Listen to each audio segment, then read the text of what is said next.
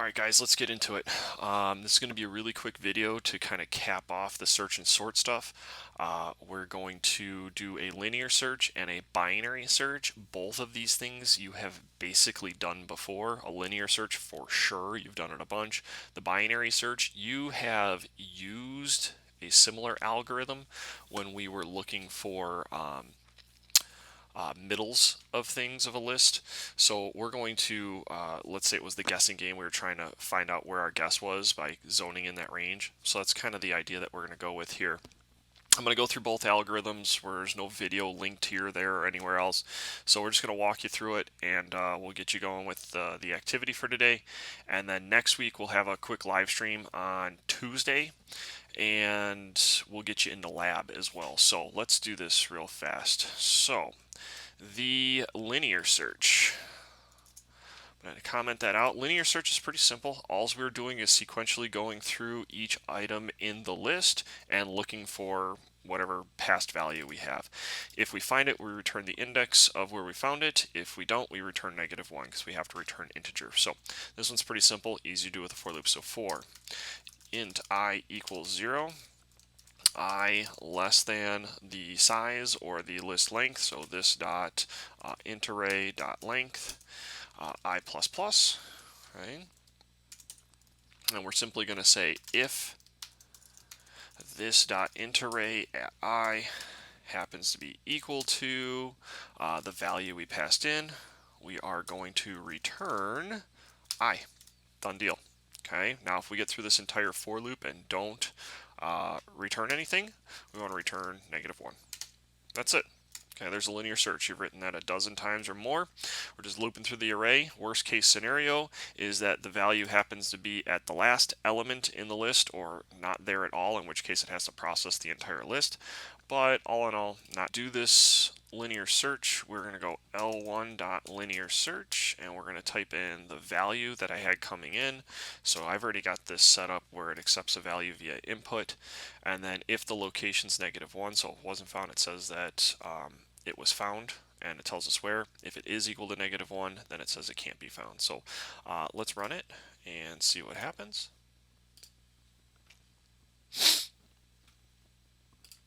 So here's my array. Okay, it's not sorted. A linear search doesn't require it to be sorted. So let's go ahead and look for 52. Type it in. It says it found it in index 4, 0, 1, 2, 3, 4. Perfect. Let's run it one more time with something that's not in the list. And we'll type in like 90. Okay, not in the list. 90 was not found, so we know it returned -1. So that seems to work just fine. All right, so let's bounce back over. We'll work on the binary search. Now the binary search is much more efficient because it doesn't take as many passes. We're not going through every item in the list, but what it does require is that the list is sorted before you use it. If it's not sorted, then a binary search doesn't work, because essentially what we're doing is we're looking at it like a phone book. We're going to know that hopefully our element is in the list, and we're going to cut the list in half to see if the element's in that middle element. And if it is, great, we return it. If it's not, then we know which other half it's in because the list is sorted. So if the element was less than what we looked at, we know to look in the left half. If it was greater than what we looked at, then we know to look in the right half. So what we need to do is kind of keep track of where we're searching and what our bounds are. So I'm going to come up with a couple variables here, like low equals 0. I'm going to come up with an int high equals the length of the list, length -1, so that's the last index it could possibly be at. So low and high are the indices that I'm searching between. And then I'm going to come up with an int called mid. Now I'm not going to set this yet, even though it is going to get set to the average of those lows and highs. What I want to do is keep running a loop while low is less than or equal to high. Okay, and I do want it equal simply because I want to be able to find if that middle value is it when it gets to that very last iteration. So I want it to stop when low and high exceed each other and pass each other up. Okay. So what I'm going to do is calculate mid equals low plus high divided by 2. Now remember, this is all integer math, so I'm going to get integer results, which is good.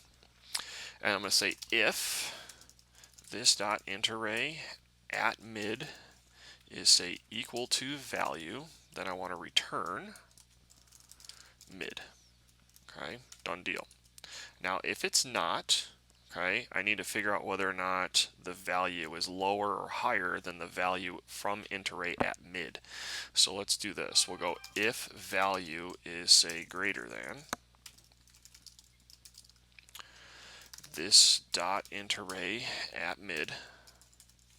So if the value I'm looking for is bigger than what I pulled out, okay, then I want to increase the low. I want to move that lower bound up. So low equals mid plus 1. Okay, and if it's not, I want to decrease high, mid minus 1. Okay, and this is what's going to keep the loop kind of traveling for me. So eventually low and high could pass each other by, where low becomes bigger than high and high becomes bigger than low, or lower than low. And if that's the case, then I know I didn't find it. Okay, so if I go through all that logic and this entire loop happens and I don't return anything, then we return -1. So let's go ahead and test it and see what happens. Okay, so this is gonna change a few things. So the first thing I need to do is sort it. Doesn't matter how it gets sorted, just as long as it sorts. So we're gonna go with L1 dot sort, or we'll do a selection sort.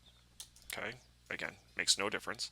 And then I can go and do a linear or a binary search. And we can pass in whatever value we want to look for. Okay, and if it's found, it works. If it's not, it doesn't. So you're going to notice that it's going to find it, but it's going to find it from where it's been sorted from. So we do have to print out the list one more time. So let's do that. Let's go with system.out.println of L1, just so that we can see it in its sorted version. Okay, and we'll run it. So what do I want to search for? I want to search for, say, 256. Okay. Now remember, it does organize them first, so the indice is going to be a little bit different than what it was originally. So you can kind of see that when I do a binary search, I don't get the location from where it is originally in the list. I get the location from where it is once it's been sorted in either ascending or descending order. Okay, and so this is sorted in ascending order, and it says it was found at index 5 because it got moved to index 5.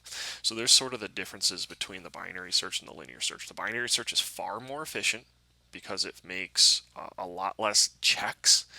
But the one knock on it is that this list has to be sorted. If you want to maintain the indices of where the data was originally, then you can't sort it, which means you're stuck with a linear search. So you kind of have to use whatever it is you want to use. Okay. Work your way through it, and you'll find that this isn't so bad. So realistically, again, we're going to finish off this week using the same sort of logic and assignment. We're going to have you just search for a name in the array using a linear search and a binary search. So find that assignment and return it to me. Next week, again, we're going to do a quick live stream on Tuesday to just make sure that things are working appropriately. If you've got any questions on this, you can ask them. And I'm going to introduce you to lab, and then you can work on lab the rest of the week. So it'll be a pretty simple week. Okay. So that wraps things up with searching and sorting. That wraps things up with everything that needs to get taught to you. That's going to be on the AP exam. We'll go through lab next week, and then the weeks after that, we'll start doing some more topic-specific reviews for your AP exam. We'll kind of take it 1 or 2 topics a week, give you some quick video on it, and then give you some practice, and we'll kind of bounce back and forth and do some live streams there. So I hope this helps. I wish I could be there with you guys, I really do, but this is what we have to deal with. So take your time, do it, do the best you can with it. Feel free to ask me any questions you need to. Hit me up in Discord. Make sure you tag me in the message or direct message me, and we can open up a live stream or a video chat or anything you want to do. So yeah, give it a shot, and let's see what happens. Thank you guys. Thank you for being so understandable for the situation. Bye.